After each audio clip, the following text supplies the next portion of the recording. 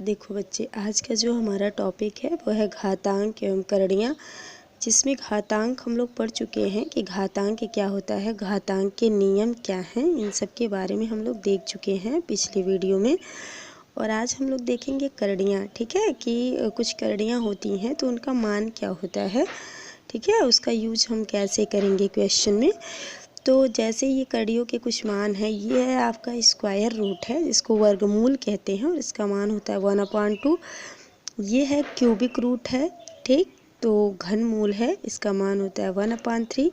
और ये है फोर्थ रूट, इसका मान होता है 1/4। और ये है एट्थ रूट 1/8। और ये है nth रूट तो 1/n। कहने का कुल मतलब ये है कि जो यहाँ लिखा रहेगा वही 1/, में लिखा जाएगा। लेकिन एक अपवाद है, यहाँ कुछ नहीं लिखा है फिर भी इसका मान 1/2 होता है। तो ये ध्यान रखना, इसका मान 1/2 होता है। बाकी जो है अगर अंडर रूट के अंदर में जो भी लिखा रहेगा, यहाँ 4, 5, 6, 7, 8 कुछ भी लिखा रहे वो 1/, में लिख दिया जाएगा, वही करड़ी का मान हो जाएगा। ठीक है, अब हम देखते हैं कि शुद्ध करड़ी में बदलना। कुछ क्वेश्चंस होते हैं उसमें मतलब मिश्रित करड़ी के रूप में होता है। तो मिश्रित करड़ी में कुछ परिमेय भी होता है और कुछ अपरिमेय भी होते हैं। ठीक है, तो वो मिश्रित करड़ी होता है। तो यहाँ हम मिश्रित करड़ी को शुद्ध करड़ी में बदलेंगे। तो शुद्ध करड़ी क्या होता है, सबसे पहले ये जान लेते हैं। तो वह करड़ी जिसमें एक के अतिरिक्त अन्य कोई परिमेय गुणज ना हो, मतलब कुछ इसके अतिरिक्त, जैसे ये 20 है तो 20 के अतिरिक्त कुछ और गुणा के रूप में ना हो। ठीक है, कुछ और ना लिखा हो इसके साथ। ठीक है, तो वो आपका हो जाएगा, मतलब केवल एक ही होना चाहिए, कुछ और गुणज नहीं होना चाहिए, तो वो आपका शुद्ध करड़ी हो जाता है। तो ये शुद्ध करड़ी हो गया। अब कह रहा है क्वेश्चन, एक देख लीजिए कैसे शुद्ध करड़ी में कन्वर्ट करते हैं। तो एक क्वेश्चन है 4√5 को शुद्ध करड़ी में बदलिए। तो कैसे करेंगे, 4√5 इज इक्वल टू, अब ये देखो √5 से ये बाहर है 4, तो यानी कि ये स्क्वायर का है तभी तो बाहर गया है।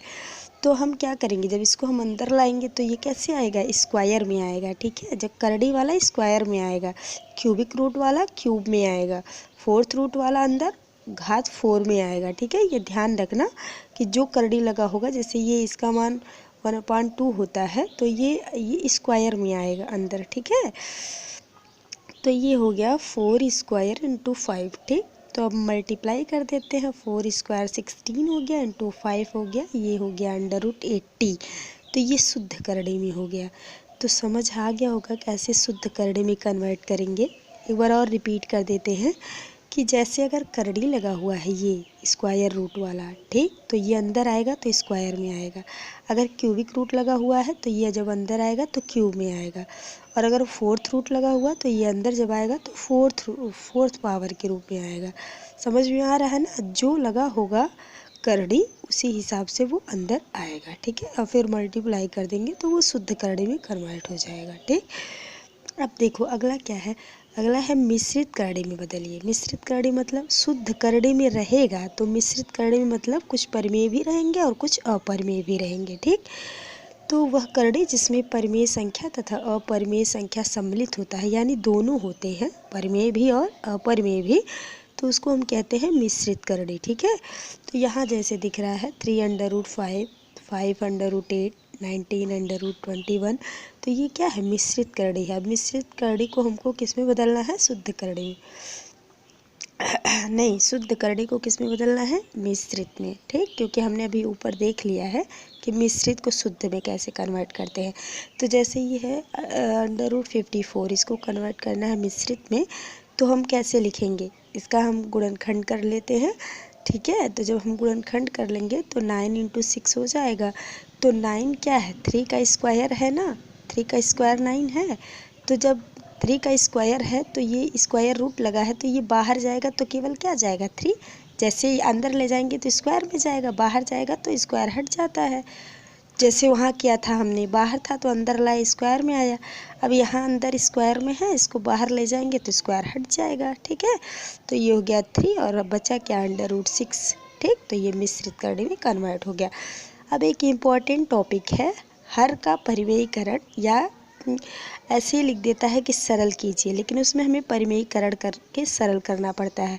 तो कैसे हम जानेंगे कि हमें परिमेयीकरण करना है? अगर क्वेश्चन में लिख रखा है तो ठीक है, लेकिन अगर लिखा नहीं है कि परिमेयीकरण करिए, केवल लिखा है सरल कीजिए, तो हम कैसे करेंगे? तो ध्यान रखिएगा, सबसे पहले हम देखेंगे जो हमारा भिन्न दिया हुआ है उसका जो हर है वो अपरिमेय है कि नहीं है। ठीक है, अगर हमारा हर भिन्न का जो हर है वो अपरिमेय होगा। अपरिमेय आपको बताया जा चुका है, परिमेय अपरिमेय जितनी भी संख्याएं होती हैं सबके बारे में हमने एक वीडियो बना दिया है, इसीलिए पहले ही, तो जो लोग नहीं देखे हैं उसको जाके देख सकते हैं। ठीक है, तो क्या करेंगे, हम देखेंगे कि भिन्न का जो हर है वो अपरिमेय होना चाहिए, और जब अपरिमेय रहेगा तो उसमें भी ये देखना रहेगा कि वो एक पद में है कि द्विपद में है। ठीक है, अगर एक पद में है तो हम जो नीचे हर है उसी से अंश और हर में गुणा कर देंगे परिमेयीकरण करने के लिए। ठीक है, और अगर दो पद में है, ठीक, मान लो दो पद में करड़ी में है नीचे का मतलब हर, भिन्न का हर अगर द्विकरड़ी है, ठीक है, द्विपद करड़ी है, तो आप उसमें क्या करेंगी कि उसके संयुग्मी रूप से अंश और हर में गुणा करेंगे। अब संयुग्मी क्या होता है? संयुग्मी मतलब होता है कि अगर हर पॉजिटिव साइन के साथ है तो आप उसमें निगेटिव साइन से गुणा करेंगे अंश और हर में, और अगर हर निगेटिव है तो पॉजिटिव वाले से अंश और हर में गुणा करेंगे। तो अभी हम एक एक क्वेश्चन दिखा दे रहा आपको, देखिए कैसे करेंगे। जैसे पहला क्वेश्चन हमारा है कि 5√3/√7, तो ये हमारा एक भिन्न है। हम इस भिन्न में देख रहे हैं कि जो हर है वो एक पद का है। ठीक है, तो करड़ी में 7 बसा है। अब हमें करना है इसका परिमेयीकरण। अगर सरल करने के लिए कहता तब भी हम परिमेयीकरण करेंगे, और अगर नहीं कह रहा है, केवल ये कह रहा है कि हर का परिमेयीकरण करिए, तब भी हम परिमेयीकरण कर रहे हैं। ठीक है, तो ये √7 है। तो √7 अभी हमने कहा कि जब एक पद होगा तो हम उसी से अंश और हर में क्या करेंगे, गुणा कर देंगे। तो हमने गुणा कर दिया, ये 5√3 इंटू √7 हो गया, ये √7 इंटू √7 हो गया। अब ये होगा 5, और ये अलग अलग हैं तो ये अंडर रूट में ही मल्टीप्लाई होगी। ये भी घातांक का रूल है कि अगर आपके पावर समान है और आधार जो हैं वो समान नहीं है तो उनका आपस में गुणा हो जाता है, और जो घात होता है वो कॉमन हो जाता है। तो घात हमारे पास 1/2 है, यानी कि करड़ी है, ये कॉमन हो गया और अंदर मल्टीप्लाई हो गया। ठीक, और यहाँ देखो, यहाँ क्या है, आधार समान है तो घात आपस में जुड़ जाएंगे। आधा आधा है ना, आधा इसका मान होता है, आधा 1/2 ये 1/2 जुड़ जाएगा तो 1 हो जाएगा, यानी 7⁻1 यानी कि 7। ठीक, तो ये आ गया आंसर। ठीक है, मल्टीप्लाई का। अब द्विपदीय करड़ी वाला कैसे करेंगे? अभी हमने कहा कि अगर हमारा हर द्विपदीय करड़ी होगा तो हम क्या करेंगे, उसके संयुग्मी से गुणा करेंगे। तो संयुग्मी क्या होगा, मान लो इस तरह का रूप है हमारे द्विपद करड़ी का, इसी को हम कहते हैं द्विपद करड़ी। ठीक है, या तो दोनों करड़ी में रहेंगे या एक करड़ी और एक नहीं करड़ी में रहेगा। ठीक है, तो अब देखो, तो क्या करेंगे, अभी हमने वही सेंटेंस में लिख दिया है कि a+√b के रूप को द्विपद करड़ी कहा जाता है। द्विपदीय करड़ी का परिमेयीकरण करने के लिए इनकी संयुग्मीकरण करड़ी से अंश एवं हर में क्या कर देते हैं, गुणा कर देते हैं। तो अभी क्वेश्चन देखो, ये क्वेश्चन है √2 और अपान √5 माइनस अब ये दो पद में है, तो दो पद वाला करड़ी है, तो अब इसके हम क्या करेंगे, यहाँ क्या साइन दिख रहा है, माइनस, तो इसका संयुग्मी जो होगा वो होगा √5 प्लस √3।